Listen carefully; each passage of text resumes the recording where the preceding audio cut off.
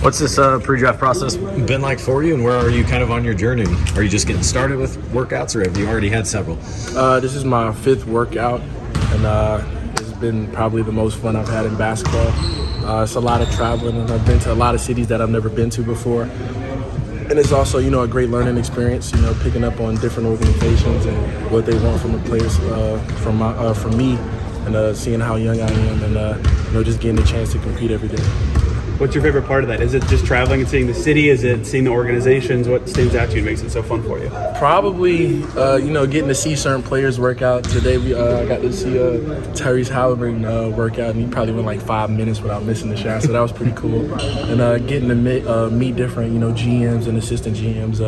Sometimes, it's very nervous, but it's definitely a great experience, and the gear for sure. You get a lot of NBA gear. Here's the question I get a lot: is what do you do with it now? Have you thought about what you'll do with it after the fact, after you have collected all that gear? Just keep wearing it, or probably. But I still have a lot of friends in high school, so probably look out for them a little bit. Yeah. You played guard more in high school, and then turned into more of a wing. How do you feel like that's kind of makes your game unique compared to other prospects? And what do GMs kind of say about that style that's kind of rare? I definitely feel like it shows versatility, and with my age, it shows where my game can potentially be to, or get to. Sorry for the language, but it gives GMs, and executives an intake on what a modern NBA bigger guy that can dribble and shoot and whatnot. And it was I feel like it was a good idea stepping out to the wing eventually. But my bread and butter is still, inside. So, when you've talked to, GMs, coaches, whatever, what do you think is sort of the next thing that they want to see from you? What are the biggest questions they still have about your game? What do you think the biggest steps that you still need to take as a player are? Definitely maturity. I had a lot of ups and downs in college, with Instagram live video and certain moments where my body language, looked off par, and then consistency and shot tendency. My usage rate was very, very high this past season, and my shooting splits were, not the best, but you could see the potential that I have in my game. So, how do you work on that? What have you taken from that so far and tried to apply when you've been working out and preparing for these? I mean, what do you do to improve shot consistency? What are the most important lessons you've learned? How have you applied them? My trainer, he tells me carbon copy. So, a lot of reps and just making sure they look the same. There was a lot of shots that I took this year that I probably never worked on, So we watched a lot of film of my game and, just taking, the wrongs that I did during the season and trying to polish them out while also, keep going at my strengths. Go ahead. You think about that stuff during these kind of workout settings? Is it easier to kind of apply that quickly? Definitely. Once you get a feel for how different players play and how they defend, how their feet move and how they react to how you, dribble the ball and whatnot. I don't want to say it gets pretty easy, but the game definitely slows down for me. You obviously you reclassed up, right? Yes, sir. And obviously you go straight from there to go in the NBA. You're obviously forcing yourself into just being ahead of the game, I guess. So basically just where you're going to be the younger person, basically, and you know that maturity is going to be an issue because you're getting kind of ahead of yourself. Are you glad you're doing all this? Basically, do you think this is the right move to kind of push yourself here and sort of throw yourself in the fire? I guess maybe probably is the best way of putting it. Do you think that's benefiting you and making you a better player to be putting you in those Yes, situations? sir. Probably one of the best decisions I've ever made in my life.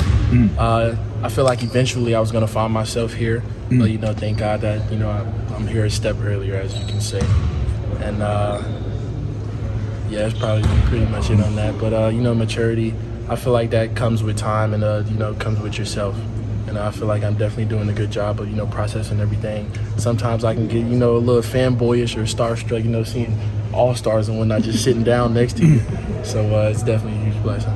do you have to have a heart to heart or some serious conversations this past year to kind of get through that and learn what works, what you can and can't do? And I'm talking both on and off the court too. Yeah. Yes, sir. I'm fortunate enough as an African American to have both of my parents So I definitely look to them for advice, seeing as my father's a pastor.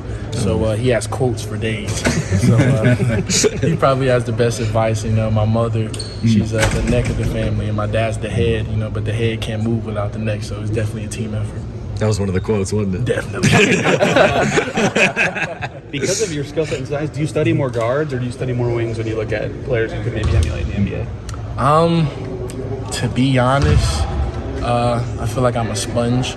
So whatever trainer or I throw at myself, I feel like I can pick up on it pretty fast. But it just comes with reps. And there's billions and billions of basketball players in the world, and it's always fascinating to me that everyone has a different jump shot.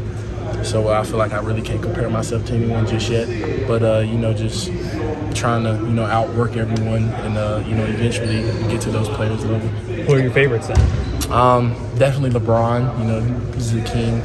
A little bit of Paul George-ish, and Giannis, how dominant he is. At what point did you feel the NBA is realistic for you? Was it this past year? Or was it even before that hey, I can play at that next level and want to? Probably after the Alabama game. We had the #1 team coming into our gym, and a top 3 prospect in Brandon Miller. And that first half, me and him, we were going like tit for tat almost. And obviously the second half he had like 41. But probably after that game, that's probably when I had a good understanding that I could really do this. Going into South Carolina, I already had an idea. Eventually, if it takes 1 or 2 years, I'm gonna find myself in the NBA. But definitely after that game, I was like, I could affect an NBA game and help an organization. What jumped out at you about Brandon Miller and the level of game he has right now and can take here at this NBA level as well? His composure, if that makes sense.